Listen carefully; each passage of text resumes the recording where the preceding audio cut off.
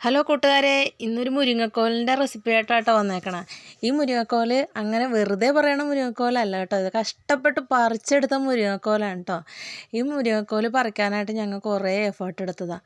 അത് അതിൻ്റെ കടഭാഗമൊക്കെ മറിഞ്ഞ് വീണ് ഞങ്ങൾ ലൈൻ കമ്പിയിലേക്കൊക്കെ വീണ് ഒരു വിധത്തിൽ അങ്ങനെ രക്ഷപ്പെട്ടാണ് ഞങ്ങൾ ഇതൊക്കെ റെഡിയാക്കിയേക്കണം കേട്ടോ. ഞങ്ങൾ ചേർത്തലയിൽ വെക്കുന്ന രീതിയിൽ ഒരു പൊള്ളിക്കൽ ഒരു ചെറിയൊരു പരിപാടി.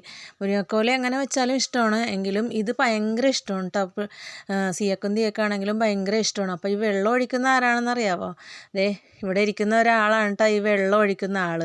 അപ്പോൾ ഞാൻ ഒഴിക്കാൻ മമ്മി എന്നും പറഞ്ഞ് വെള്ളമൊക്കെ ഒഴിച്ച് സവാളയൊക്കെ അരിഞ്ഞ്, അപ്പോൾ എനിക്ക് അവളാണ് കേട്ടോ എല്ലാം ചെയ്തു തന്നത്. മുരിങ്ങക്കോല് ഞാൻ മുറിച്ച് തരാം കേട്ടോ എന്ന് പറഞ്ഞ് ഞങ്ങൾ ഒരുമിച്ചാണ് പറിക്കാനൊക്കെ പോയത്.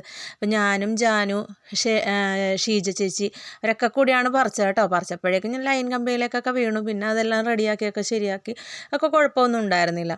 അങ്ങനെ എല്ലാം റെഡിയാക്കി ഇതേ മുളക് പൊടി, മഞ്ഞൾപ്പൊടി, ഉപ്പും ഒക്കെ ഇട്ട് എല്ലാം അടുപ്പത്തേക്ക് വെറുതെ വെള്ളമൊക്കെ ഒഴിച്ച് ഒക്കെ അടുപ്പത്തേക്ക് വെച്ചു. പിന്നെ തിളച്ച് വന്നപ്പോൾ ഇച്ചിരി എണ്ണയൊക്കെ ഒഴിച്ച് അങ്ങനെ റെഡിയാക്കി എടുത്ത് നല്ല സൂപ്പർ മുരിങ്ങക്കോല് പൊള്ളിച്ച കറിയാണ് കേട്ടോ ഇത്. എല്ലാവർക്കും ഇഷ്ടപ്പെടും, നല്ല അടിപൊളിയാണ് ഈ കറി. അപ്പോൾ ഞങ്ങൾ ഇത് ചേർത്തലയിൽ ഞങ്ങൾ വെക്കുന്നതാണ്. അപ്പോൾ എല്ലാവർക്കും ഇഷ്ടമാണ് കേട്ടോ. അപ്പോൾ അങ്ങനെ ഞങ്ങൾ റെഡിയാക്കി എടുത്തു. അങ്ങനെ മുരിങ്ങക്കോല് ഇതാ പൊള്ളിച്ചെടുത്തു.